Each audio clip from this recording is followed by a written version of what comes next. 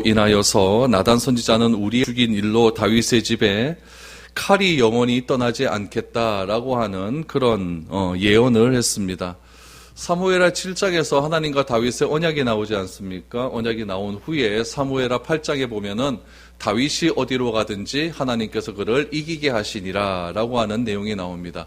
언약 다음에 즉각적인 하나님의 축복이 그에게 내리기 시작을 한 것이죠. 마찬가지로 사무엘하 12장에서 나온 그런 선포된 다윗의 심판은 오늘 이 13장부터 지속적으로 나오게 됩니다. 그 다윗의 가정 가운데, 다윗의 가문 가운데 칼이 떠나지 않겠다라고 하는 그 심판은 오늘 다윗의 맏아들인 암논으로부터 시작이 됩니다. 여러분, 다윗은 자기가 행한 행동이 자식들에게 어떤 영향을 미쳤는지 생각을 못했을 것입니다. 다윗은 자기가 원하는 여자를 취하는데 어떻게 그 여인을 자기의 여인으로 취할 수 있는지를 자식들에게 은연중에 교육을 시킨 겁니다. 그렇기 때문에 암논도 자기가 원하는 여자를 얻을 때 아버지와 똑같은 방법으로 그렇게 여자를 취하지 않습니까? 아버지 하나의 그런 잘못된 행동이 자식들에게 그대로 이어지는 그런 것들을 바라보게 되는 것이죠. 그래서 가정에서 아버지가 어려운 일이 당하고 힘든 일이 당할 때 어떻게 신앙적으로 그 일을 헤쳐나가는가는 자식에게 그대로 그 일이 전달된다는 것을 기억을 해야 됩니다. 아버지 다윗이 우리아의 아내 밧세바를 취한 그 일은 다 알고 있었습니다. 물론 그 자녀들도 다 알고 있었다는 이야기죠. 그 자녀들이 아버지가 행한 행동들을 그대로 취하는 모습을 오늘 볼 수 있게 된다는 것이죠. 오늘 이 암논이 어떻게 이 아버지가 행한 그 일을 그대로 답습을 하고 있는지, 또 이 일이 다윗의 가문에 어떤 잘못된 칼로서 나타나는지 오늘 그 일에 대한 이야기를 여러분들과 한번 해보게 됩니다. 여러분, 분명히 기억해야 될 것은 하나님은 우리의 죄를 용서하십니다. 그러나 죄의 결과에 대한 책임은 누가 져야 된다고요? 내가 져야 된다라는 것이 성경에서 우리에게 말하고 있는 것이라는 것이죠. 다윗은 하나님으로부터 용서받았습니다. 그러나 그 죄에 대한 책임은 곧 다윗에게 다 돌아간다라는 이야기죠. 오늘 그 이야기를 여러분들과 한번 해보려고 합니다. 우리 먼저 1절 말씀을 한번 보시기를 바랍니다. 그 후에 이 일이 있으니라. 다윗의 아들 압살롬에게 아름다운 누이가 있으니 이름은 다만이라. 다윗의 다른 아들 암논이 그를 사랑하나 그는 처녀이므로 어찌할 수 없는 줄 알고 암논이 그의 눈이 다말 때문에 우라로 말미암아 병이 되니라 라고 말합니다. 12장은 무엇으로, 오늘 13장은 무엇으로 시작하냐면은 그 후에라고 하는 말로 시작합니다. 그 후에. 이런 그 후에라고 하는 표현은 지금까지 일에 대한 결과로 새로운 사건이 소개될 때에 성경은 그 후에라고 하는 그런 말로 사건의 출발을 알리게 됩니다. 다윗이 죄를 범했고 그 결과로 어떤 일이 일어날 것인지를 지금 우리에게 암시하고 있는 것이죠. 여러분, 다윗이 점점 강해졌다라고 하는 내용이 사무엘하에서 굉장히 자주 등장을 합니다. 사무엘하 3장 1절 말씀에 보면 사울의 집은 약하여져 가고 다윗의 집은 점점 강하여 가니라 라고 하는 말이 나오고, 사무엘하 5장 10절 이하에도 보면은 하나님께서 다윗을 점점 강하게 하셨다라고 하는 말이 나옵니다. 그런데 이 두 구절의 대목의 공통점이 무엇이냐면은 다윗을 강하게 하셨다라고 하는 하나님의 말씀 다음에 항상 어떤 내용들이 나오냐면은 아내가 많아지고 자식들이 많아지는 그런 왕권 강화에 대한 이야기가 나오게 된다는 이야기죠. 다윗의 아내의 이름, 자녀들의 이름이 나온다라고 하는 것은 굉장히 중요한 의미가 담겨져 있습니다. 왜냐하면 당시의 결혼이라는 것은 정략적인 결혼이 많았어요. 사랑 때문에 결혼하는 것이 아니라 우리 주변에 나라가 있는데 그 나라와 평화를 유지하기 위해서는 그 나라의 공주를 나에게 데려오는 것이죠. 그래서 사돈지간을 맺는 거예요. 솔로몬도 그렇게 정략적인 결혼을 굉장히 많이 하지 않았습니까? 이번 다윗도 그런 정략적인 결혼들이 몇 번 보여지게 된다는 이야기죠. 그래서 정략적인 결혼이 많았다라고 하는 것은 무슨 이야기냐면 그만큼 다윗의 왕국이 강했다는 이야기예요. 약한 나라에게 여러분 자기의 딸을 주겠습니까? 그렇진 않지 않습니까? 다윗의 나라가 점점 강해지니까 이웃에 있는 나라가 자기의 딸을 주어서 어떻게 해서든지 다윗과 좋은 관계를 유지하려고 그렇게 결혼이 되어진다라는 이야기죠. 그래서 아내가 많아지고 또한 자녀들이 많아진다라고 하는 것은 다윗의 국력이 점점 강해진다라고 하는 그런 의미가 담겨져 있는 것이죠. 특별히 오늘 본문에 나타난 암논이라고 하는 사람이 나오는데, 이 암논이라고 하는 사람의 어머니가 누구냐라고 하는 그거는 누구냐면은 이스라엘 여인 아히노암이라고 하는 여인이 등장을 하게 됩니다. 여러분, 오늘 이 다윗의 이 가문에 대한 이야기가 오늘 본문을 이해하는데 굉장히 중요하기 때문에 한번 찾아보도록 하겠습니다. 사무엘하 3장 1절에서 3절 말씀을 한번 보시기를 바랍니다. 사울의 집과 다윗의 집 사이에 전쟁이 오래매 다윗은 점점 강하여 가고 다윗의 집은 점점 약하여 가니라. 다윗이 헤브론에서 아들을 낳았으되 맏아들은 암논이라 이스라엘 여인 아히노암의 소생이요 둘째는 길르압이라 갈멜 사람 나발의 아내였던 아비가일의 소생이요 셋째는 압살롬이라 구술왕 달메의 딸 마아가의 아들이요 라고 말합니다. 이 구절을 여러분 잘 한번 보시기 바랍니다. 그럼 먼저 2절 말씀을 한번 보시면은 암논이 다윗이 헤브론에서 유다족 속의 왕이 되었을 때, 아직 통일 이스라엘 왕이 아닙니다. 유다 민족의 왕이 되었을 때에 다윗의 맏아들의 이름이 나오는데 그 아들의 이름이 누구였다고요? 암논입니다. 이 암논이 누구의 소생이었냐면은 아히노암의 소생이었다라고 나오죠. 아내의 이름 중에서 제일 먼저 나와요. 아히노암이 이렇게 나와요. 둘째 아들은 길르압이라고 하는 아들이었는데 이 길르압은 여기서 나오고 단 한 번도 나오지 않습니다. 길르압의 어머니가 누구입니까? 오늘 보니까 나발의 아내였던 아비가일이라고 나오지 않습니까? 아비가일이 다윗의 아내가 된 이야기는 굉장히 길게 나오잖아요. 굉장히 길게 나오는데 아비가일의 소생이었던 이 둘째 길르압의 이름은 여기서 나오고 안 나온다는 얘기죠. 학자들은 뭐라고 이야기하냐면 이 아이가 어려서 죽었다라고 이렇게 이야기를 합니다. 문제는 셋째입니다. 셋째는 압살롬이라. 압살롬은 누굽니까? 그술왕 달메의 딸 마아가의 아들이요 라고 나옵니다. 여러분, 셋째 아들 압살롬은요 누구냐? 다윗의 가문 가운데 최초로 왕족이 들어오는 거예요.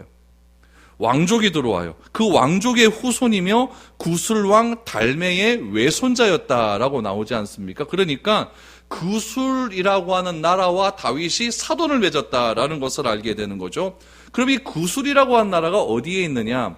그때는 지금 남북으로 아직 갈려져 있는 상태였죠. 다윗은 남쪽의 왕, 북쪽의 왕은 누구였습니까? 사울의 아들이었던 이스보셋이 세력을 잡고 있지 않습니까? 그러니까 다윗이 남쪽에서 이스보셋의 세력을 견제해야 돼요. 견제하기 위해서 그 이스보셋 북쪽 위에 갈릴리 호수가 있고 그 갈릴리 호수에 보면 골란공원이라고 있는데 그쪽 지역을 다스리는 왕이 누구였냐면 그술 왕이었어요. 그러니까 다윗은 그술 왕과 혼인을 맺음을 통하여서 북쪽에 있던 이스보셋 왕을 지금 견제하고 있다는 이야기죠. 북쪽, 남쪽에서 딱 에워싸면 이스보셋이 꼼짝을 못할 것 아닙니까? 그런 의미로 북쪽 왕 달메의 외손자와 외손녀와 그렇게 결혼을 하게 되었다라는 이야기죠. 그럼 여러분, 압살롬은 자기의 외갓집이 왕족이에요. 왕족이면 외가 쪽에서 얼마나 든든하게 후원을 해주겠습니까? 아주 든든한 후원 속에서 압살롬은 그렇게 자라났다라는 이야기죠. 그러면 압살롬은 처가 자기의 외가 쪽이 왕족이었기 때문에 뭐에 대한 욕심이 있겠습니까? 다윗의 왕위에 대한 욕심이 있는 거예요. 근데 이 압살롬이 몇째 아들이에요? 셋째 아들인 게 문제는 거죠. 첫째는 누굽니까? 암논이에요. 근데 이 암논은 왕위 서열 1위인데 족보가 안 좋아요. 외가 쪽이 안 좋아요. 외가 쪽이 그냥 평민의 자녀라는 이야기죠. 그러니까 암논과 압살롬 사이에 겉으로는 별 문제가 없습니다. 겉 문제가 없지만 암논은 항상 누구를 견제하냐면 압살롬을 견제할 수밖에 없죠. 외가 쪽이 아무래도 압살롬이 더 좋으니까 압살롬을 견제할 수밖에 없고, 압살롬의 입장은 우리 외가가 왕족인데 저거 평민의 자식으로 태어나서 뭐 그래? 그러면서 자기 마음 가운데는 내심 내가 아버지 다윗의 뒤를 이어서 왕이 될 수도 있지 않을까라고 하는 기대 속에서 하루하루를 살아가게 된다라는 거죠. 여러분, 이것이 오늘 본문의 배경입니다. 이 배경을 잘 이해해야 되는 거예요. 그러는 사이에 여러분, 지금 암논이 압살롬의 동생이었던 다말에게 마음이 가기 시작을 한 겁니다. 그럼 여러분 이거는 뭐예요? 근친이죠. 근친이에요. 근데 고대 사회에서는 근친 결혼은 잘못된 게 아니거든요. 그냥 문화적으로 근친 결혼이 다 허용되는 그런 시기였다는 이야기죠. 그러니까 암논이 이복 누이였던 다말이 마음에 드는 것, 이거는 아무런 문제가 되지 않은 그런 시대적 배경이 있었다라는 이야기죠. 그런데 문제가 무엇이냐면은 다말 때문에 암논이 병이 생겼는데 그 병을 어떻게 설명하느냐. 2절에 보니까 병은 울화로 인해 생긴 병이다라고 말을 합니다. 어떤 분들은 이 울화로 생긴 병을 상사병이라고 이야기를 하는데 저는 상사병으로 보지 않습니다. 왜 보지 않느냐? 그 이유를 제가 뒤에 가서 말씀을 드릴게요. 성경은 울화 때문에 생긴 병이다라고 나오는데 요거는 여러분이 사무엘 하는 히브리어로 적었을 거 아니에요? 요 히브리어를 요거 헬라어로 바꾸고 헬라어를 또 중국어로 바꾸고 중국어가 한국에 번역돼서 그렇게 들어왔거든요. 그러니까 번역이 자꾸 되다 보면 이게 조금 잘못될 수도 있는 거예요. 히브리어 원서에 딱 보면 원서대로 그대로 번역한 성경이 있어요. 그 성경에 보면은 요 2절을 어떻게 설명하고 있냐면은 이렇게 설명하고 있습니다.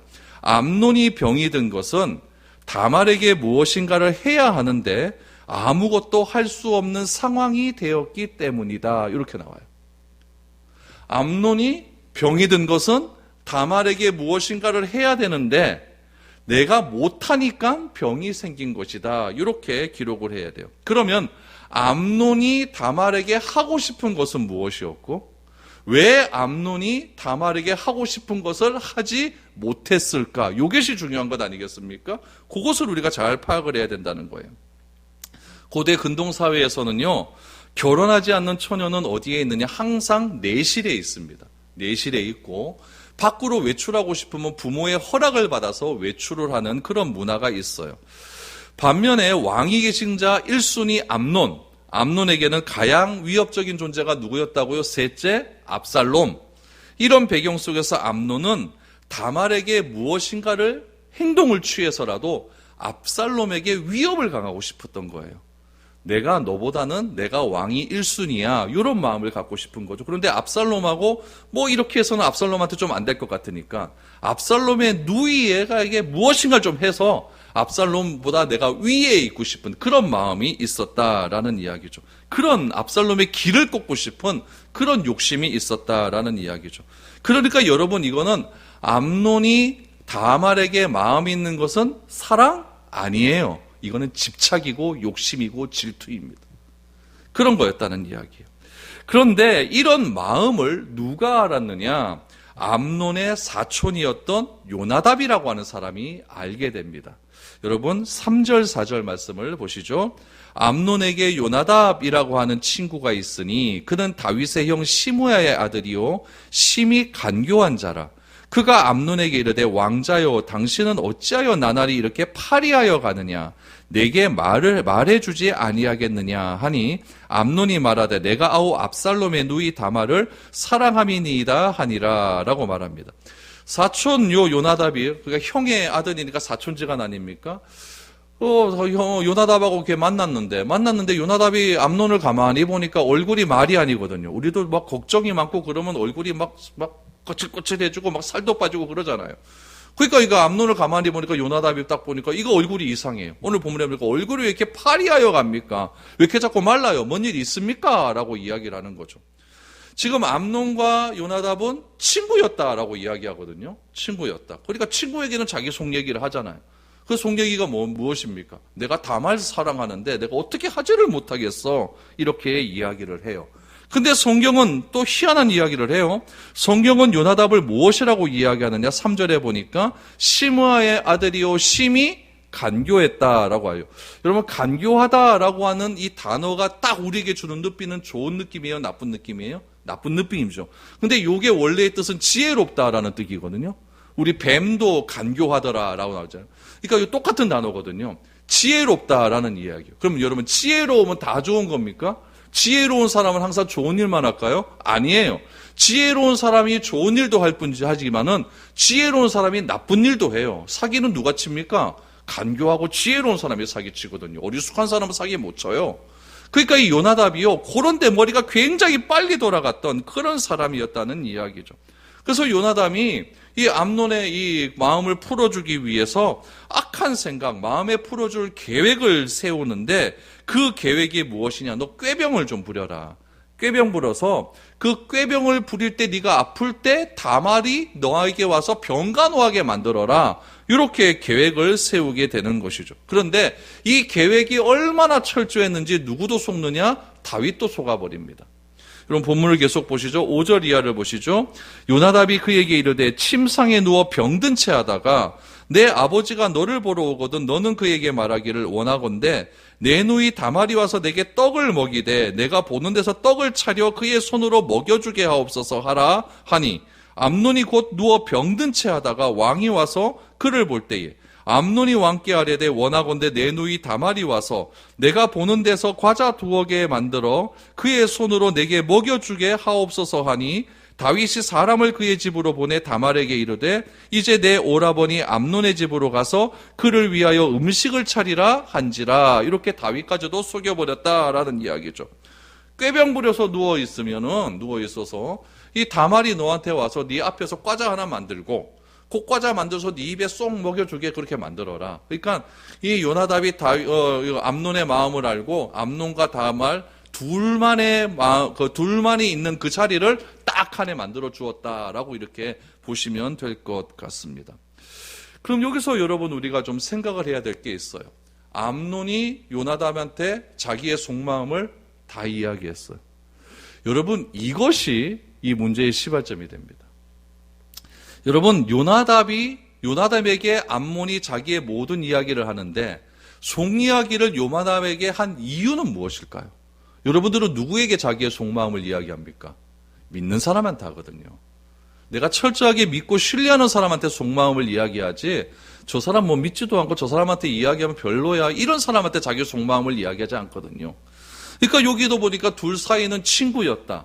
또 그런 친구였으니까 믿음도 있었다. 그래서 암논은 자기의 속마음을 이야기했는데 그 이야기한 그 일 때문에 죄가 시작되는 출발점이 되었다라는 이야기죠. 여러분들로 가만히 한번 생각해 보세요. 여러분 사람 믿은 적 있습니까? 없습니까? 있죠. 그것 때문에 여러분 우라통 터지고 상처받은 적이 있어요? 없어요? 저도 있어요. 여러분들도 있고. 사람 잘못 믿었다가 굉장히 나에게 손해보는 경우도 있고 사람 믿어서 말 한마디 했다가 그 말 때문에 얼마나 많은 어려움들이 우리 주변 가운데 많이 있습니까? 여러분 그래서 사람으로 인하여 아픔을 경험한 경우는 굉장히 많은데 그때마다 우리가 생각하는 것은 무엇이냐면은 진짜 사람은 믿을 존재가 아니다라는 거예요. 여러분 우리가 믿어야 할 대상은 사람이 아니라 누구예요? 하나님이에요. 사람은 무엇의 대상일까요? 사랑의 대상이지 믿음의 대상은 하나님밖에 없다는. 그러니까 여러분들 사람한테 뭐 기도 제목도 나눠주고 이야기는 하죠. 그러나 진짜 믿는 이야기는 하나님께 해야 돼요. 하나님께서 내 속마음을 다 털어놓는 그런 것이 중요한 것이지 니만 알고 있어래 나 요거 기도해줘 그 순간 비밀은 없습니다. 다 퍼지게 되어 있어요. 그래서 하나님께 나의 온 마음을 이야기하시고 사람은 내가 사랑해주고 품어줘야 될 대상이다라는 것을 꼭 기억을 해야 됩니다. 결국 이 죄가 이렇게 퍼져나가기 시작합니다. 요나답의 계획대로 암논은 실행에 옮기게 됩니다. 결과는 어떠할까요? 암논이 다말이 왔어요. 다말이 와서 과자 주고 그러니까 사람을 다 물립니다. 더에 다 나가. 그래서 암논에게 너 우리 침수로 들어와서 나 과자 하나 줄래? 라고 했어요. 그러니까 암논이 과자 들고 들어갑니다. 그러자 암논이 다말에게 뭐라고요? 너 나오고 하룻밤 자자라고 이야기합니다. 그때 다말이 무엇이라고 이야기하느냐? 13절을 보시죠. 내가 이 수치를 지니고 어디로 가겠느냐? 너도 이스라엘에게서 어리석은 자 중에 하나가 되리라. 이제 청하건대 왕께 말하라. 그가 나를 내게 주기를 거절하지 아니하시리라 하되 암논이 그의 말을 듣지 아니하고 다말보다 힘이 셈으로 억지로 그와 동침하니라 라고 말합니다. 다말이 암논에게 무엇이라고 얘기하냐? 네가 나를 강간하면 나는 수치 때문에 살 수가 없다. 그렇게 강간을 하게 되면 너 또한 어리석은 자가 된다. 그러니까 이거 이렇게 행하지 말고 아버지에게 얘기해라. 나 다말 좋아하니까 다말하고 결혼하게 해주세요 라고 이야기하면 아버지가 그거 절대 거절하지 않을 것이다 라고 이야기를 하죠. 그렇게 이야기를 했음에도 불구하고 암논이 그 말을 듣습니까? 안 듣습니까? 안 들어요. 14절에 보니까 분명하게 나옵니다. 암논이 다말보다 힘이 셈으로, 이거는 여러분 강간이에요. 강간이. 그러나 여러분, 우리가 생각해야 될 것은 무엇이면 또 그 당시의 문화로 한번 돌아가 봐야 되는 거죠. 근친이 그 당시에는 행해졌던 그런 일이기 때문에 아버지에게 나와 결혼하게, 아버지에게 청혼을 하게 되면은 이건 결혼하는 것은 아무런 법적인 문제가 없어요. 또 하나 중요한 것은 무엇이냐면은 강제로 다말을 추행했다 할지라도 율법에 의하면은 납폐금만 내면은 괜찮습니다. 우리 출애굽기 한번 볼까요? 출애굽기 22장 16절에서 17절 말씀을 보시면 이렇게 나와요. 사람이 약혼하지 아니한 처녀를 꾀어 동침하였으면, 이게 이제 요번 이 경우입니다. 그러면은 납폐금을 주고 아내로 삼을 것이요, 만일 처녀의 아버지가 딸을 그에게 주기를 거절하면 그는 처녀에게 납폐금으로 돈을 낼지니라. 돈 내면 돼요. 돈 내고 아버지가 허락하면 데리고 와서 같이 살면 율법적으로도 아무런 문제가 없다는 이야기죠.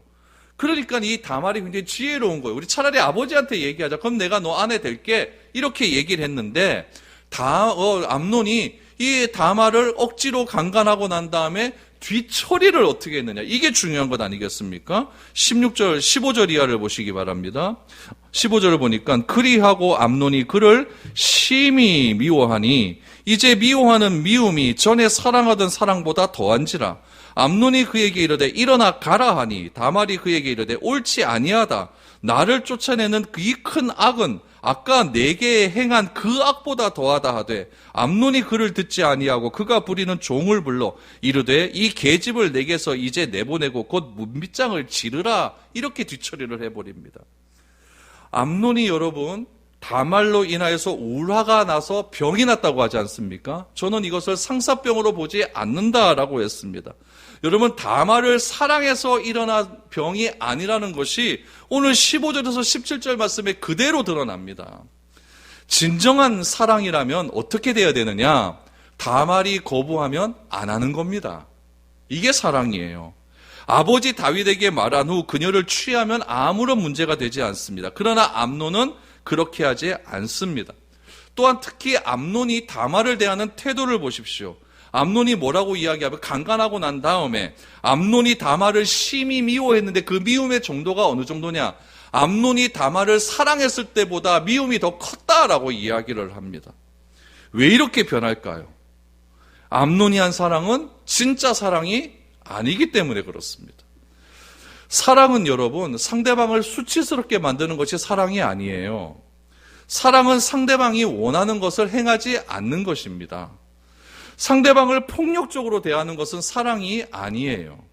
하나님께서 우리를 폭력적으로 대하지 않습니다. 왜요? 우리를 사랑하시기 때문에 그런 거예요. 하나님께서 우리를 정욕적으로 대하지 않습니다. 왜요? 우리를 사랑하기 때문에 그렇습니다. 사랑은 뭡니까? 기다리며 절제하며 인내하는 게 사랑이에요. 더 중요한 것은 사랑은 절대 상대방을 뭐하지 않는다? 수치스럽게 대하지 않습니다.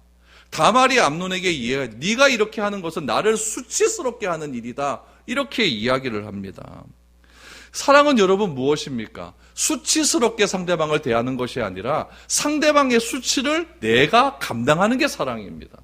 여러분 학교에서 아이들이 사고를 칩니다. 사고를 치면 선생님이 부모를 부르잖아요. 부모 부르면요, 부모가 교무실에 들어가는 그 순간부터 부모는 죄인이 됩니다. 나보다 나이 한참 어린 선생님이에요. 손을 두 손으로 탁 배에 모르고 90도로 인상합니다. 제가 잘못했습니다. 제가 자식을 잘못 가르쳐서 그렇습니다. 선생님, 한 번만 용서해 주십시오. 이건 부모의 수치예요. 누구 때문에요? 자녀 때문에 당하는 수치죠. 왜 부모가 자녀 때문에 수치를 당합니까? 자녀를 사랑하기 때문에 그런 거예요. 참된 사랑은 상대방을 수치스럽게 하는 것이 아니라 그 수치를 내가 감당하는 것이 진정한 사랑이라는 이야기예요. 하나님이 우리를 사랑하시는 방법은 무엇입니까? 우리가 죄를 지었습니다. 죄로 인해 하나님과 우리와의 관계가 다 무너져 버립니다. 그것을 회복하기 위해서 하나님이 직접 인간의 몸을 입습니다. 이것이 수치예요.